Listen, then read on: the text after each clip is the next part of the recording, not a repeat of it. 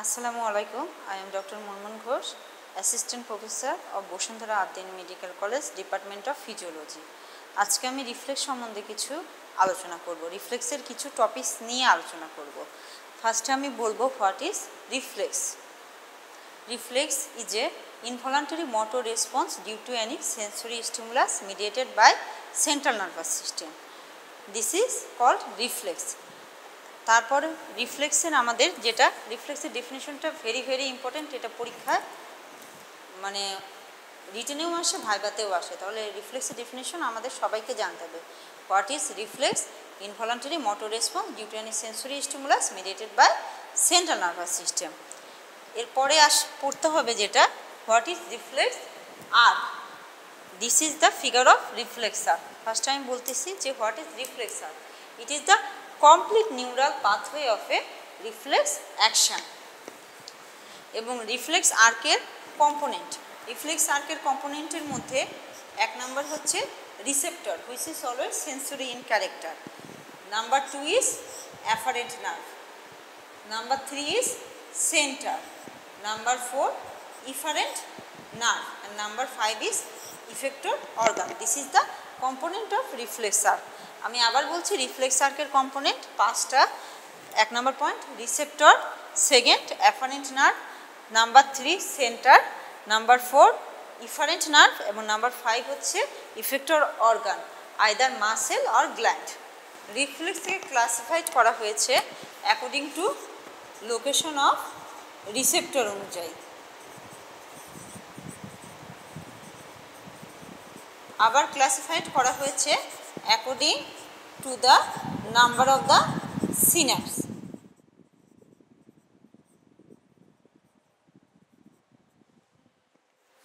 রিফ্লেক্সের classification according to the location of receptor অনুযায়ী reflex হচ্ছে দুই ধরনের, একটা সুপারফিশিয়াল রিফ্লেক্স আর একটা deep reflex. According to the location of receptor অনুযায়ী রিফ্লেক্স টু টাইপস, একটা সুপারফিশিয়াল রিফ্লেক্স আর একটা ডিপ রিফ্লেক্স। কোনটাকে আমরা সুপারফিশিয়াল রিফ্লেক্স বলবো প্রথমে সেটা জানতে হবে। সুপারফিশিয়াল রিফ্লেক্স মানে যে রিফ্লেক্সের রিসেপ্টরের লোকেশনটা superficially situated, that is either skin or mucous membrane, সেই রিফ্লেক্সকে আমরা বলবো superficial reflex, that is location of receptor is present in superficially either skin or mucous membrane. Example plantar reflex.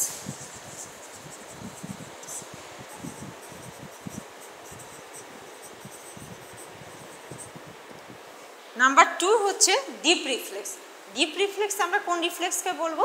যে রিফ্লেক্সের রিসেপ্টরটা আমাদের deeply situated, that is location of receptor is situated in the deep structure.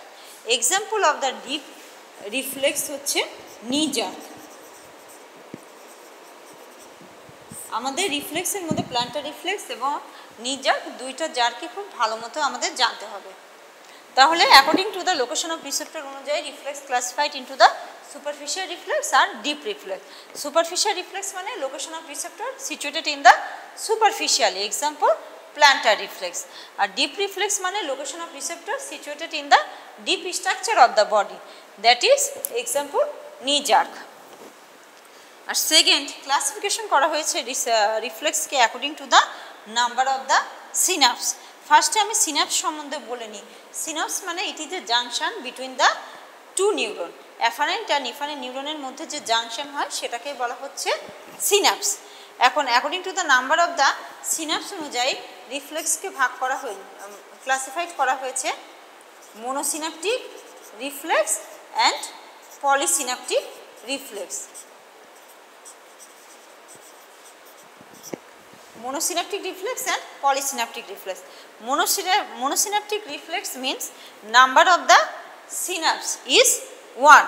Mainly number of the synapse is 1 between the afferent and efferent neuron.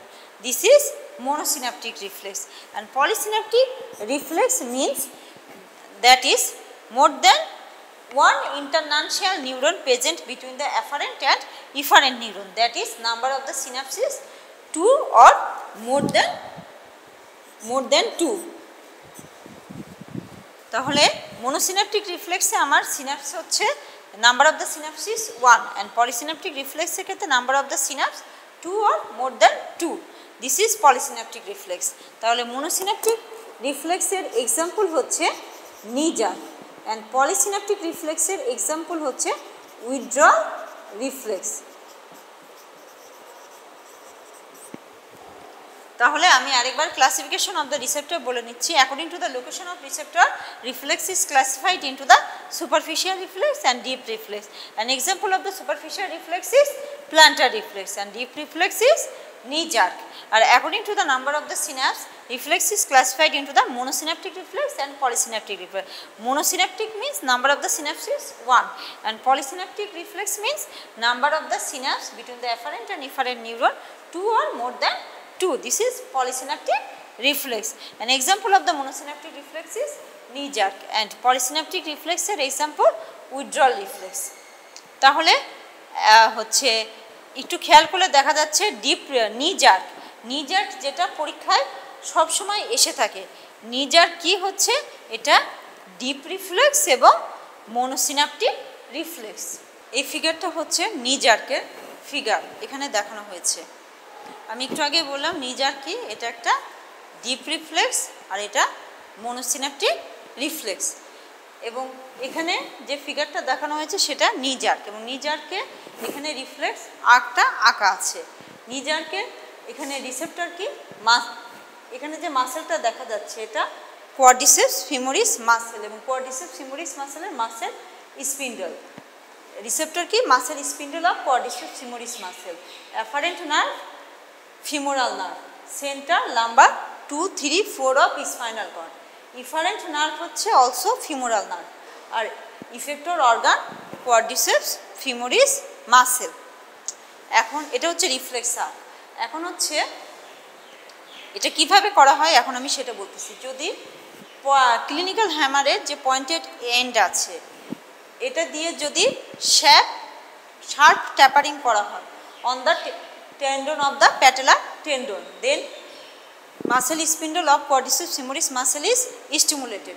Then afferent impulse goes via the femoral nerve and go to the center lumbar 2, 3, 4, and efferent nerve via femoral nerve, and effector organ is quadriceps femoris muscle, and quadriceps femoris muscle ultimately কি হবে, contraction of the quadriceps femoris muscle হবে and relaxation of the flexor group of muscle which causes extension of the knee joint and forward movement of the leg. This is the pathway of the knee jerk. এবং পরীক্ষার সময় এই নি জার্কের পাথওয়েটা পরীক্ষায় জিজ্ঞাসা করে থাকে, এবং reflex arc of knee jerk is very very very very important.